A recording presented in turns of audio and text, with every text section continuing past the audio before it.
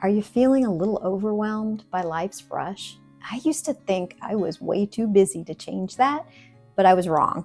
And today I'm sharing the tiny, slow living habits that completely shifted how my days feel. So let's dig in. Let love win over the to-do list. Now, slowing down with the people we love sounds really easy until we're sitting there with them and we're still thinking about the email and the laundry and whatever else didn't get checked off the to-do list today. Well, after my dad passed away, I really wish that I had had more simple, unrushed moments with him. So with my mom, she's now 83, I'm really choosing differently. When I'm spending time with her, I really do my best to forget about the to-do list for a while. And it's kind of embarrassing to admit this, but at first it was a little challenging. I was just so used to the productivity all the time that just enjoying each other's company, it almost felt irresponsible. But over time, it's become like just taking a relaxing vacation.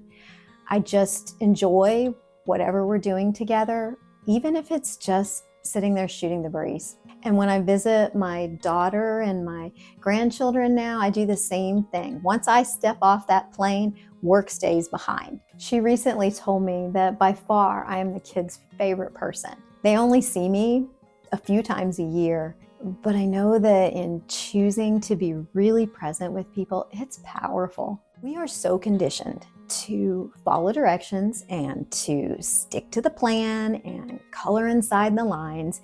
And while structure has its place, it can also really dull the playful, adventurous part of your spirit. A couple of years ago, I was standing in a huge city park and I was staring out at this trail map that looked like somebody had just spilled spaghetti on a piece of paper.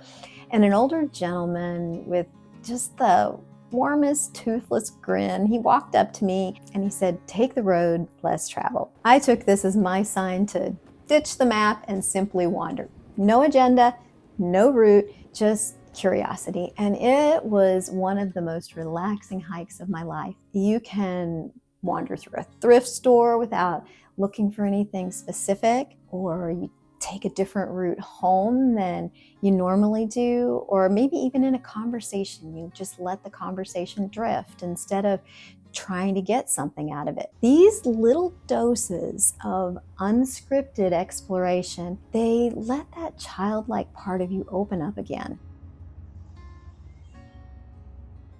The third habit is to prioritize what makes you come alive. For years, I just kept telling myself that I didn't have time for gardening or cooking or all the things that filled my life with creativity and calmed me.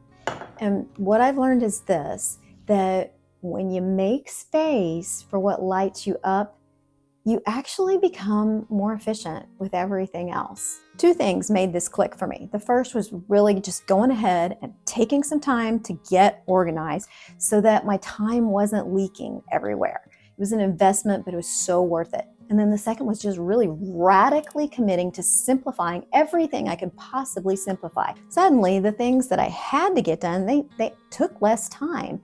And the fun things, they weren't just squeezed into stolen moments of time. When you choose to do the things that make you happy intentionally, life does seem to expand in really unexpected ways. Now, part of this is that I simply choose to do less, but that's okay. Now I'm only doing what's really important to me. And I'm finding that much of what I used to do wasn't near as necessary as I really thought it was.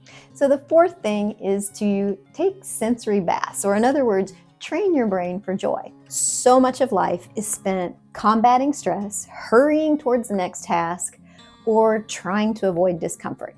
But joy doesn't shout like these things do. It just whispers to you.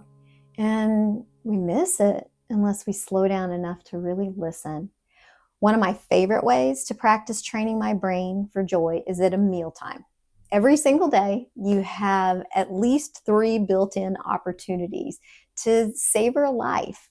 Pick up your food and experience it with each of your 5 senses. Something as simple as a pumpkin muffin. You can Notice how it looks. Those tiny little pockets of air, they're little engineering miracles. Smell it before you take a bite. And then taste slowly. See if you can pick out the spices. Feel the texture in your hands and in your mouth. I used to inhale my meals like it was a competitive sport. And even after a year of practicing slow eating, I'd still catch myself chewing like I had to be somewhere. But over time, your brain begins to learn, oh, we're not in a hurry, so let's slow down and enjoy this. And when that happens, everything shifts. Your digestion, your food, your whole internal pace. Slow living, it's not a lifestyle that you earn once you're retired or once your calendar finally clears. It's something that you can intentionally sprinkle into small, ordinary moments of your life right now. Let yourself wander sometimes. Let yourself love fully without keeping one foot in your to-do list. And let yourself choose joy and savor the tiny things. Life, it becomes so much more delicious, so much colorful and meaningful when you do. And if you are on a journey to slowing things down and to living with more intention, I'd love for you to stick around here. But if you're in a hurry to slow down right now, and you either are getting ready to retire or you're recently retired, I want to let you know about a course that I have starting up at the beginning of the year. It may be just what you need.